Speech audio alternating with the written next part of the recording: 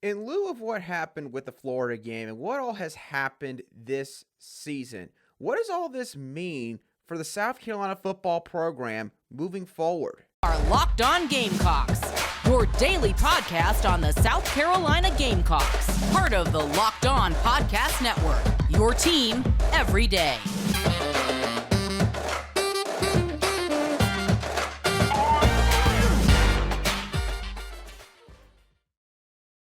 Today's show is brought to you by BetOnline. BetOnline has you covered this season with more props, odds, and lines than ever before. BetOnline is where the game starts. Hello, Gamecock Nation, and welcome back to the Locked On Gamecocks podcast, your show for daily headlines and potential storylines on your favorite South Carolina Gamecock sports teams. I'm your host, Andrew Line, and as always, thank you for making the Locked On Gamecocks podcast your first watch or listen every day. We are free and available on YouTube and wherever you get your podcasts daily. And with what all has happened in recent weeks, what all has taken place with South Carolina's football team this season compared to the expectations that were set upon them heading into the year, I'm going to continue the conversation of what all is going on with the South Carolina football program on today's show. Try to make sense of where things could be heading. Maybe what is Shane Beamer talking about regarding the Florida game? Maybe try to dive into some of the coach speak that he has been throwing out there in recent weeks and try to, again, just give y'all my best interpretation as to what all is going on. We're also going to do a quick preview of Tennessee's defense near the end of the show. That is essentially the roadmap for today's episode of Locked On Gamecocks. So let's go ahead and get on right into it with what Shane Beamer said regarding the Florida game on Sunday night when he was on his teleconference call with the local media. He was essentially asked by David Cloninger of the Post-Courier, so, Coach, is this a game where basically you just need to burn the tape and move on? Or is this a game that you're really going to, I guess, fully dive into and maybe you come out of this game saying, okay, we need to make a lot of drastic changes? And here's what Shane Beamer had to say regarding that question in this soundbite. Hey, Shane, it's Dave. Was last night, was that one of those games where you just burn the tape and move on? I mean, are there wholesale changes you can effectively make after 10 games? No, I mean, I think you certainly got to dive into it. I just don't want to in game 10. I don't think you can sit there and say, well, that's just one game and whatnot. I mean, there's a body of work of 10 games in all three phases to evaluate for sure. And certainly I think last night, Dave, it's there. And like I said to you guys a million times before, there's, good things that we can build on from that game and bad things that we need to learn from to make sure that they don't happen again. And met with the defense today, met with the offense, met with the special teams like I always do, and was with the defense during their unit meeting, and then the offense during their unit meeting, and tried to do a good job all as coaches of showing our guys exactly where things went wrong and how we have to be better as well. I don't want to say we burned the tape or whatnot. We certainly learned from it, but we know that this one's behind us, and there's nothing we can do about the Florida game now except be a lot better going forward.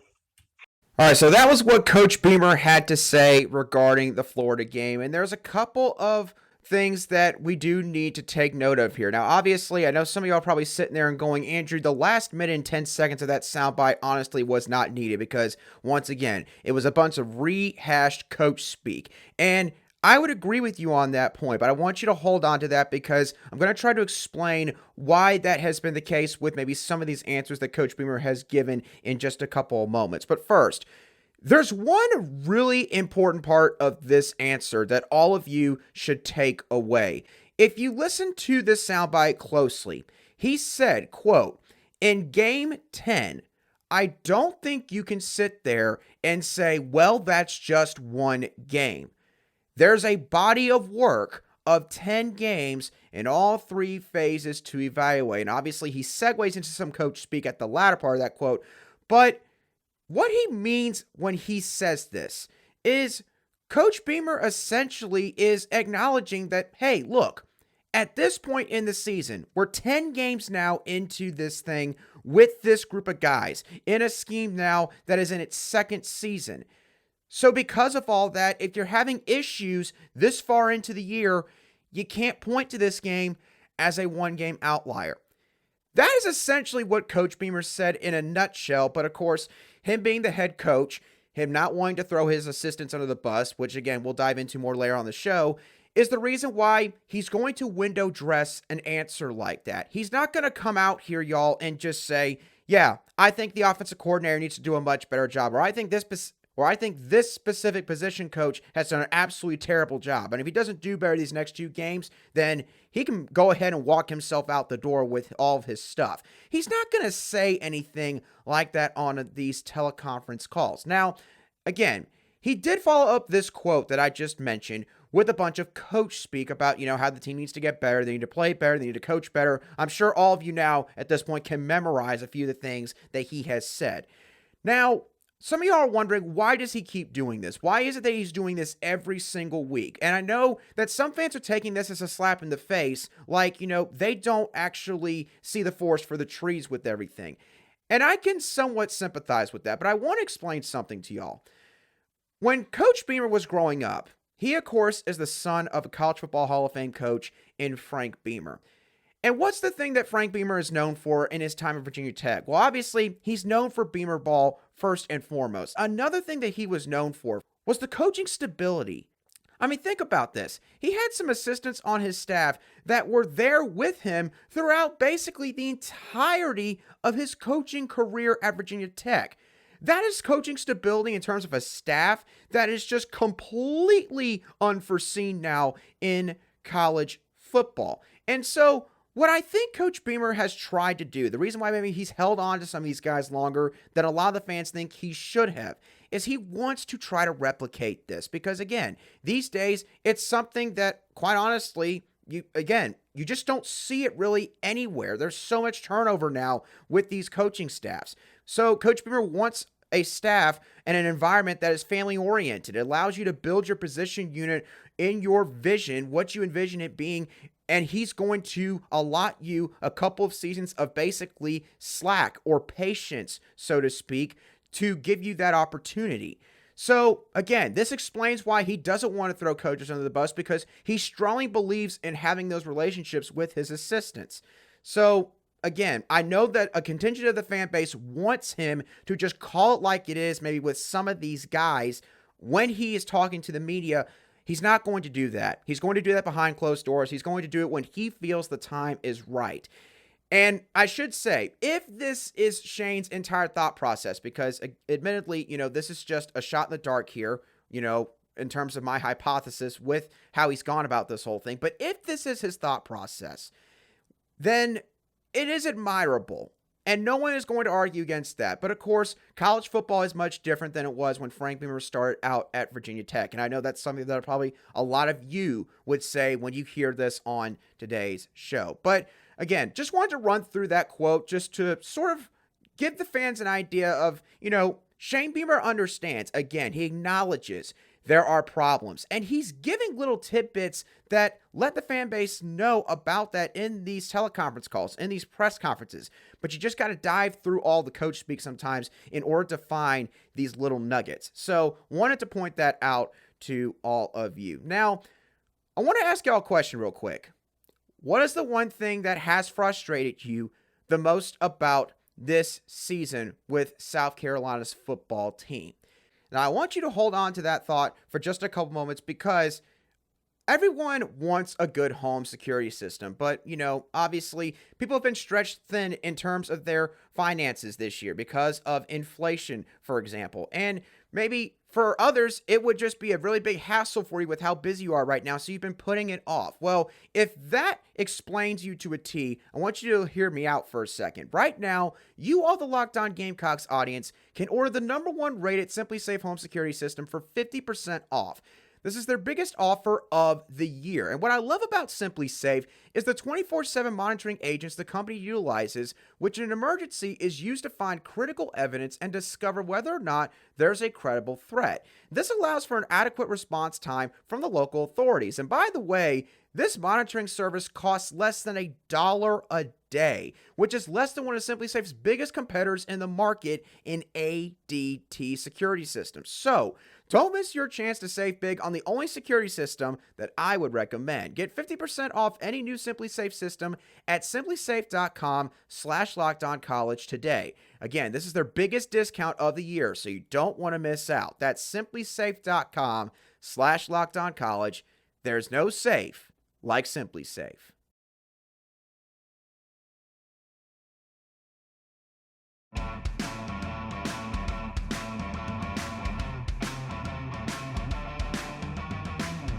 Welcome back to this Tuesday edition of the Locked On Gamecocks podcast, where we cover your South Carolina Gamecocks every single day. All right, so now let's continue the conversation about what has happened with the Gamecocks, not just from the Florida game, but what has happened with this team throughout this season. Basically, let's make out some of the frustrations that some of y'all might have with everything that is going on right now. Now, I asked you a question before we went into the break. What is the one thing that has frustrated you the most about the football team this season?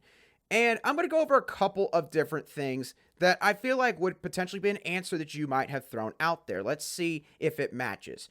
The first frustration basically is a question. What could have been? As I alluded to earlier in the show, there was a lot of hype about this football team heading into this season for a lot of good reasons. This was a team that, by all accounts, across the country last year, overachieved, which I have to admit, I hate that phrase, and I hate it when it's thrown out there, but that's what everyone uses. So that was just the narrative about South Carolina's team last year. They won way more games than they should have. They went 7-6. They obliterated North Carolina, who's now about to fight for an ACC championship in a couple weeks, in the Duke's Mayo Bowl at the end of last season. And they had a fantastic transfer portal class and a pretty solid high school recruiting class as well. So things were looking on the up and up for Coach Beamer. So now, South Carolina sits here at 6-4, and they're facing a really big uphill climb these last 2 weeks, maybe even a flat-out 90-degree angle type of climb, as they're about to face the Tennessee Volunteers and Clemson Tigers, two teams which are fighting for college football playoff spots as we speak. So, with this frustration of what could have been, this points to the contingent of the fan base that sits there and goes, look, I'm not going to say that this was a completely lost season, but there were opportunities that were missed because this team did not get anywhere near close to the ceiling that they possess. And this would mean that you're going to talk about games like, say, the Arkansas game. You go back to week 2. South Carolina went down like 21-0 or 21-3 early on or halfway through the first half in that contest. And from that point on, the Gamecocks were just having to fight tooth and nail to get back into it. But what some people forget about that game is South Carolina did fight back. At one point, they were only down 6 points. They cut it to a one-possession game against Arkansas. But, of course, Arkansas pretty much just leaned on Raheem Rocket Sanders and KJ Jefferson and that ground attack of theirs, and they just pounded the rock over and over and over again. And South Carolina's defense, they got banged up during the game as well. They lost, I believe, both Jordan Stratton and Muhammad Kaba for the season in that one game alone. That's not even counting Cam Smith, I think, going out with a concussion, and a couple other guys having to leave at different points of the game as well. South Carolina lost that game by 2 touchdowns. If the offense doesn't get out to a slow start, if the defense, even in terms of just their rush defense, is average this season, in that particular game, that's a game where looking back, you could see how things would play out a whole lot differently for South Carolina. The Missouri game. Missouri's offense, for as successful as it was against South Carolina, that gimmicky offense that, I poked fun at leading into that contest, and they turned around and eviscerated South Carolina's defense, it didn't still do a whole lot. They scored 23 points. South Carolina's defense managed to at least hold them to field goals on multiple different possessions. But South Carolina's offense, once again, was the issue in this contest. They did not have defensive turnovers to really work off of. They did not get any massive special teams plays that put them in solid field position or maybe even gave them a touchdown, essentially. South Carolina's offense, this was a game where they were going to have to earn their points completely on their own without very much assistance from the other units on the team, and they weren't able to get it done. But South Carolina, think about this. They lost 23-10, and yes, the game felt like it was a lot farther apart than just 13 points by the end of the contest. But if South Carolina's offense is humming along at any point in the contest, they can score maybe 2-3 touchdowns. We're now talking about a game that South Carolina could have won. Again, it's not out of the realm of possibility if things were different. The Florida game, yes, South Carolina lost the game 38-6, and it was just an absolute gut-wrenching loss for them. Just blown out. It was not even close on Saturday.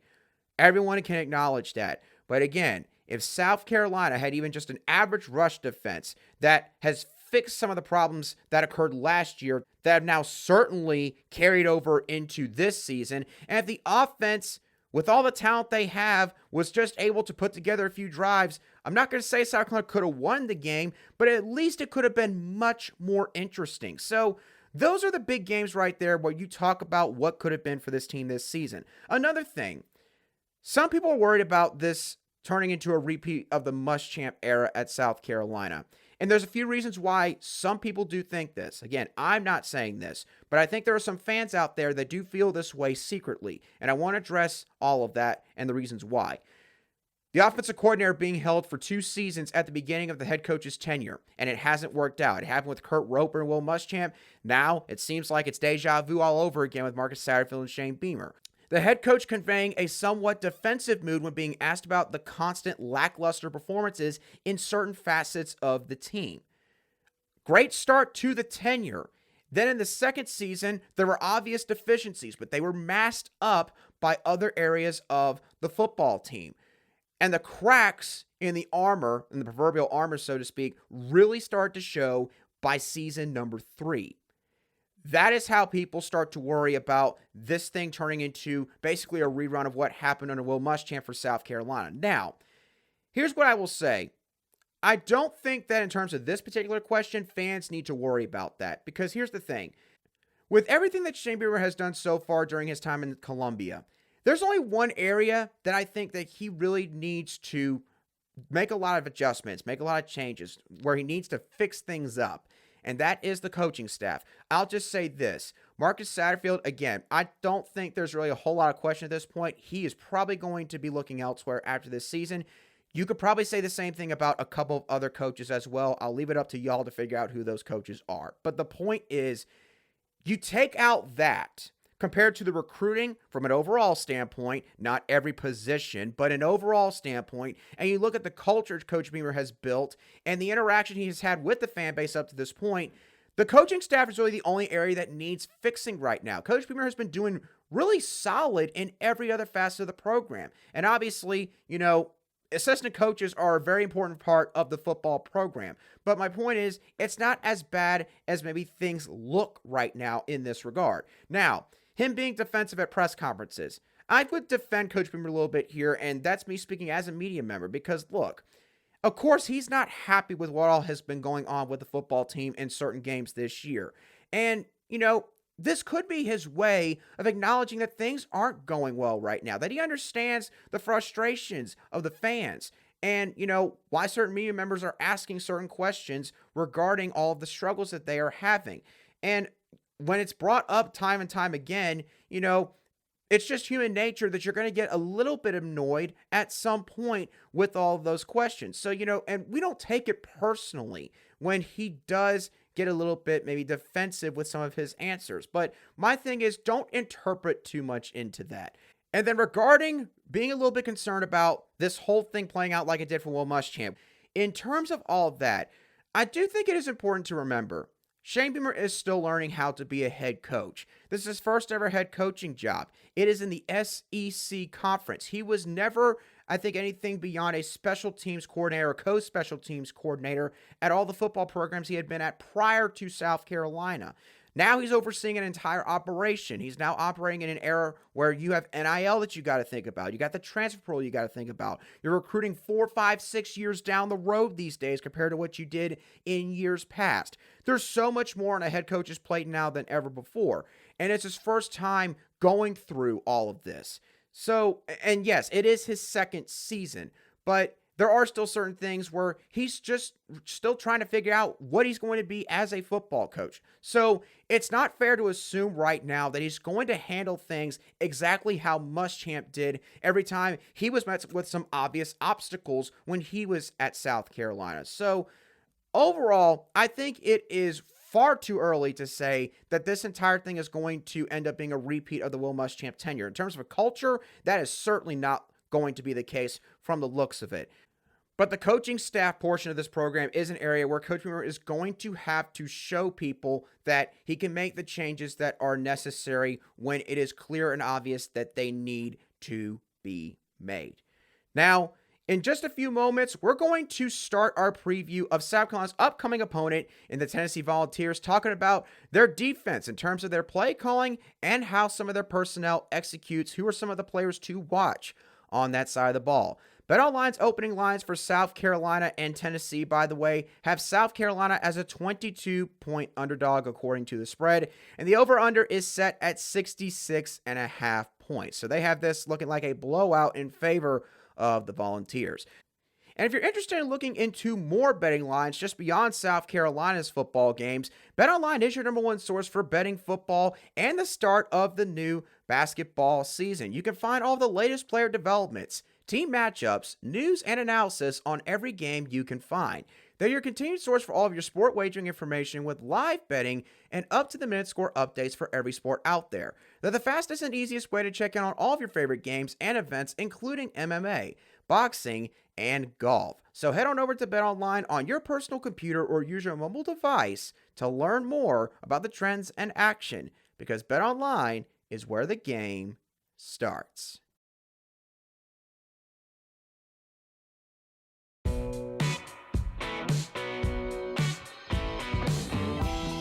Welcome back to today's edition of the Locked On Gamecocks podcast, where we cover your team every single day in just 30 minutes. All right, so let's dive into Tennessee's defense. Now, in terms of their play calling and strategy, Tennessee runs primarily a nickel-based defense, a 4-2-5. They also will run a 3-3-5 formation and a dime formation with just one linebacker on the field. In terms of their coverage, they will play man coverage against condensed sets, basically where all the personnel is lined up tightly together near the box area of the field. But for the most part, they will run a lot of soft zone coverage. So in terms of all of these short screen passes, all the RPOs and the swing passes, this would actually be a good week to attack the underneath portion of the field to try and set up the intermediate and deep passing game. Now, in terms of their pass rush and blitz packages, Tennessee doesn't really run anything exotic with their blitzes. They run basically a lot of what I call just straight gap type blitzes, meaning that they've got a guy that's going to come as an extra pass rusher. Whatever area that he is originally lined up in and wherever he creeps up, that is pretty much the gap he is going to end up taking. They will also run a wide alignment at times with their defensive line on obvious passing situations such as third and long. There will also be instances where they drop line defenders into coverage and bring linebackers in as pass rushers, and they do this more so out of their 3-3-5 formation. Again, this is to obviously try and confuse the quarterback in terms of who that fourth pass rusher is going to be. South Carolina's now seen this multiple times throughout the course of this season, so this should be nothing new to them. When you show heavier packages in terms of personnel in the box on early downs, Tennessee's defense will counter this by bringing in a heavy zone type blitz. So if South Carolina goes out there and lines up with two tight ends in the formation, and let's say they go under center, Tennessee is going to pretty much make the assumption that they are going to more than likely run the football, and they're going to prepare for that preemptively by sending 5 or 6 guys into the line, or into the box, I should say, and try to get to the ball carrier. Now, in terms of their twist and stunts, they will run some pass runs. They will run some pass rush stunts in order to make up for, say, the lack of blitz calls that they have throughout the course of the game. So they'll run stuff like toe, which is tackle over end, eat, which is defensive end after tackle, say, which is sandbacker after end, and no, which is nose after defensive end. Basically, where the first defender is taking over the gap that is vacated by the latter defender in terms of what I'm talking about with these stunts. Now, let's talk about their personnel a little bit. Starting off with the defensive line. Tennessee's defensive line attacks zone blocking quite well. They are very aggressive in terms of shooting one gap that is predetermined before the play starts in their scheme and in their scheme, which can either blow plays up or it could allow for an explosive play opportunity for the opponent as long as the opposing offensive line blocks well. So, South Carolina, if Marshawn Lloyd is back this week, which would probably mean they would run a lot more zone runs than they have in the last couple of weeks, then this would be something that South Carolina's offensive line could potentially take advantage of, again, as long as they do their job in their one-on-ones. They also have some pretty solid defensive linemen up front. Defensive lineman Bryson Eason and Omari Thomas are both very explosive athletes off the line. Oh, and by the way, they're both around 300 pounds. So, yeah, interior offensive lineman, you better bring it this week because these guys are going to be a handful for you off the snap. They also have a defensive lineman in DeJohn Terry that has a lot of power and is quite violent with his hands and how much of a blow he gives to his opposing O-lineman that he is going up against in his one-on-one. So you need to watch out for him as well. I believe the numbers for those guys, respectively, are number 20, number 21, and number 95, if you are interested in looking into that further. Now, with the linebackers, the only note I took about Tennessee's linebackers, these guys are going to play downhill in rush defense, especially when there's any plays where they see pulling blockers that are going to a particular area of the field.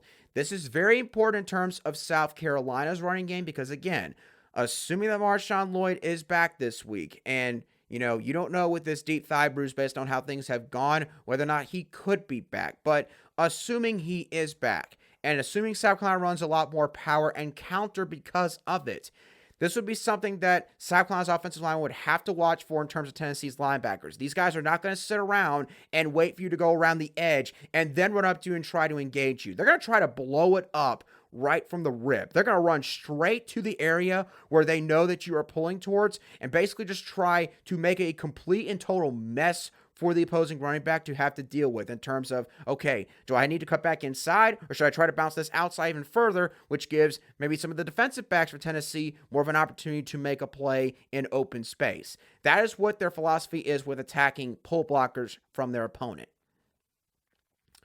And then the last couple of notes real quick on some of Tennessee's defensive backs. Safety Jalen McCullough. He is quite good at adjusting in his sort of zone area whenever there's a pass thrown in his vicinity, but not necessarily right near him. He is very good at redirecting his body, shifting his body in the flight path of the football, and being able to go up and make a play on it with his hands. Safety Jalen McCullough does a great job of that, so Spencer Rattler is going to have to watch for that if he throws in his vicinity on Saturday night. The back end of Tennessee's defense, this is a negative for this unit. They do have some tackling and over pursuit issues that do rear their ugly heads at times. So if South Carolina can do their job in open space, make some guys miss in some one-on-one opportunities, it could open the door for some explosive play opportunities for South Carolina's skill players at the tight end, running back, and wide receiver positions.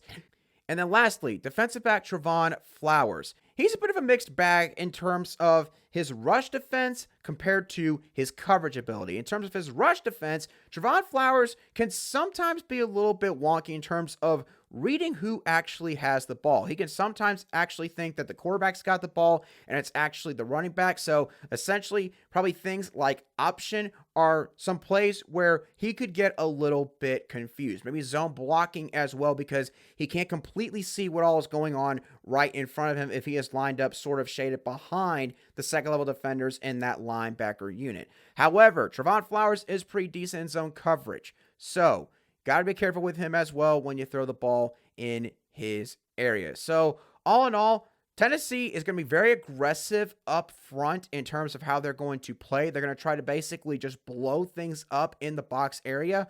And they do this in order to try and mask some of maybe, again, the deficiencies that they will have in their secondary. Their secondary overall is their weakest unit. However, they do have a couple of nice ball players back there. So basically, they're willing to take risk up front in order to get that high reward of maybe getting some tackles for loss or getting some sacks as well. So that's going to do it for this defensive preview of Tennessee and for today's show of the Locked On Gamecocks podcast.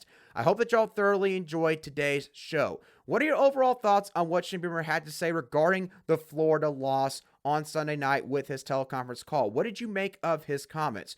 What is your biggest concern about the program moving forward? And also, what are your thoughts about Tennessee's defense? Of course, we can get into their offense more so on our Wednesday show. But what are your thoughts on what their defense brings to the field? Let me know in the comments section on YouTube or shoot me a message on Twitter at @alion_SC. I thank y'all for making the Locked On Gamecocks podcast your first listen today. Now, for your next listen, I would like for y'all to go check out the Locked On Sports Today podcast, where the biggest stories of the day, plus instant reactions, big game recaps, and the take of the day all take place. The Locked On Sports Today podcast is available on the Odyssey app, YouTube, and wherever you get your audio podcasts daily. But once again, y'all, that does it for me on today's show. I hope that y'all have a great rest of your Tuesday, and I'll catch y'all on the next show of the Locked On Gamecocks podcast.